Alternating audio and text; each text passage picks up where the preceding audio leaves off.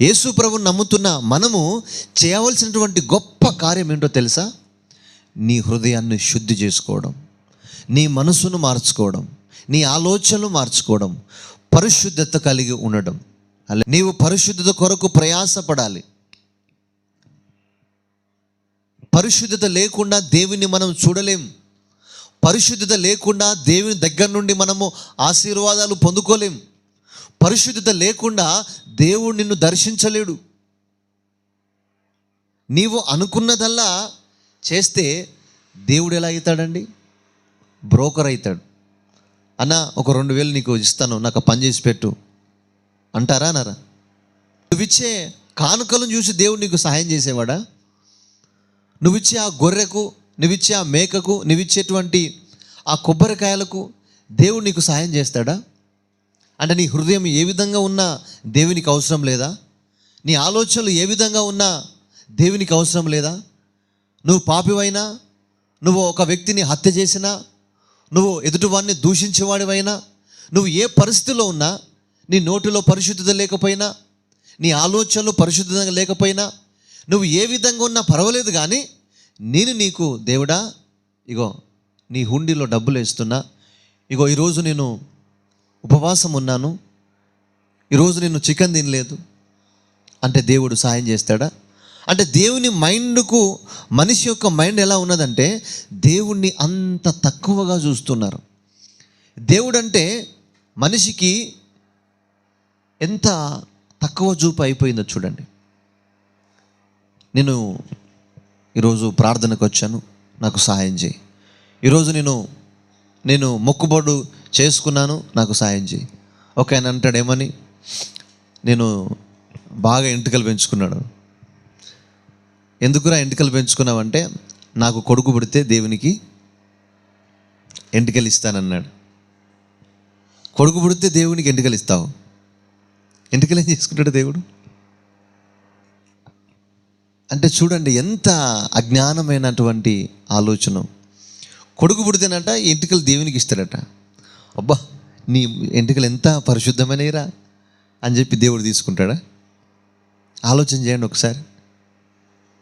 కొడుకు పుడితే దేవునికి ఎంటుకలు ఏమేంటి అర్థం కాదు. అయ్యా నాకు కొడుకు పుడితే నా బతుకు మార్చుకుంటా అన్నాడు వాడు.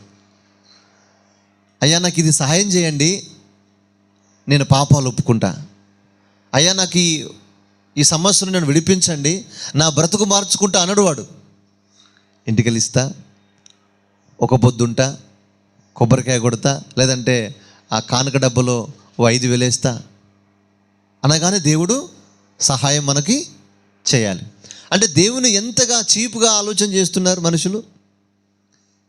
నిజానికి దేవుడు అంటే చాలామందికి తెలియదు, అందుకే ఆ ఆలోచన కలిగి ఉంటున్నారు. దేవుడు అంటే పైసలు ఎత్తే సహాయం చేసేవాడు. దేవుడు ఎందుకు? నేను పరిశుద్ధుని కనుక మీరు పరిశుద్ధులై ఉండండి. ఇది మనము ఆరాధిస్తున్నటువంటి యేసుక్రీస్తు ప్రభుల వారు చెబుతున్న మాట. మీరు నాకు పైసలు ఇవ్వండి, నేను మీకు చేసి పెడతా అంటలేడు. దేవుడా నువ్వు ఉంటే నాకు ఈరోజు పాల ప్యాకెట్ కావాలి, దేవుడా నువ్వు నాకు ఉంటే నాకు చక్కెర చాపత్త కావాలి. ఒకవేళ ఎవడన్నా వచ్చి అన్న ఇగో పాల ప్యాకెట్ చక్కెర చాపత్త ఇచ్చిన అనుకో, దేవునికి స్తోత్రం, హల్లెలూయా, ఈరోజు నాకు దేవుడు పాల ప్యాకెట్ ఇచ్చాడు, దేవుడు నాకు ఈరోజు చక్కెర చాపత్త ఇచ్చాడు అని సంతోషపడతారు. ఒకవేళ ఇవ్వకపోతే వేస్ట్ అండి, దేవుడు లేడు. దేవుడు ఉంటే నాకు ఈ పాల ప్యాకెట్ ఇచ్చేవాడు, దేవుడు ఉంటే నాకు ఈ చక్కెర చాపత్త ఇచ్చేవాడు. అంటే నువ్వు దేవుణ్ణి ఎంతగా చూస్తున్నావు అంటే, దేవుడు పాల ప్యాకెట్ ఇచ్చేవాడా? దేవుడు చక్కెర చాపత్త ఇచ్చేటోడా? అంటే మనిషికి దేవుని యొక్క దృష్టి తెలవట్లేదు. దేవుడు ఎంత బ్రహ్మాండమైన వాడు తెలుసా? అయితే ప్రియమైన దేవుని బిడ్డలారా, దేవుడు నీ జీవితంలో కార్యం చేయాలంటే నువ్వు చేయాల్సింది ఏంటో తెలుసా? ఆ దొంగ అయితే ఏ విధంగా అయితే వాడు మనసులో నొచ్చుకున్నాడో, నేను చేసేది పొరపాటే, నేను చేసేది తప్పే అని ఎప్పుడైతే నీ హృదయములో ఆ పశ్చాత్తాపం కలుగుతుందో, తప్పనిసరిగా నీ అవసరతలు ఎరిగిన దేవుడు ఆయన తప్పకుండా కార్యము చేస్తాడు. హల్లెలూయా.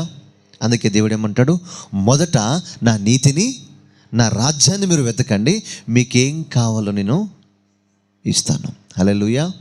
ఇది క్రైస్తవుడు చేయవలసినటువంటి భక్తి. లోకంలో ఉన్న వాడికి మనకి ఉన్న వ్యత్యాసం ఏంటంటే ఇది. మనకంటే ఎక్కువగా భక్తి చేసేవాళ్ళు ఉన్నారు, మనకంటే ఎక్కువగా నిష్ట కలిగి చేసేవాళ్ళు ఉన్నారు, మనకంటే ఎక్కువగా ఆచారాలు చేసేవాళ్ళు ఉన్నారు. లేరా?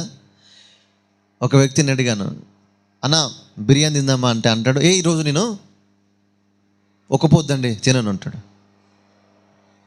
ఈరోజు మంగళవారం నేను చికెన్ తినను అంటాడు. మంగళవారానికి చికెన్కి సంబంధం ఏమున్నది? దేవుడు చికెన్ తినదని చెప్పాడా? బిడ్డ ఈరోజు మంగళవారం కాబట్టి నువ్వు చికెన్ తినకని చెప్పిండా? అంటే మనిషి ఆలోచన చూడండి ఒకసారి.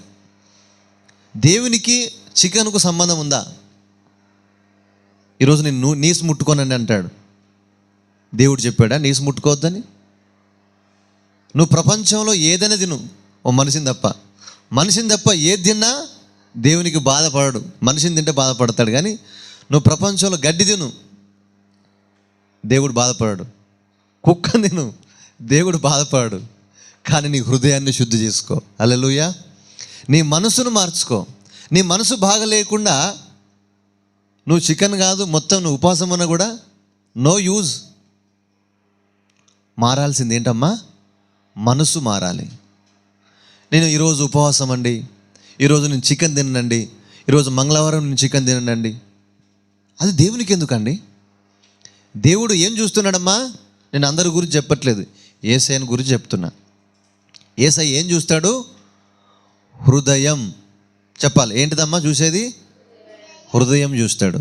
హృదయం మారాలి, మనసు మార్చుకోవాలి. హల్లెలూయా. ఈరోజు మంచి రోజు కాదండి,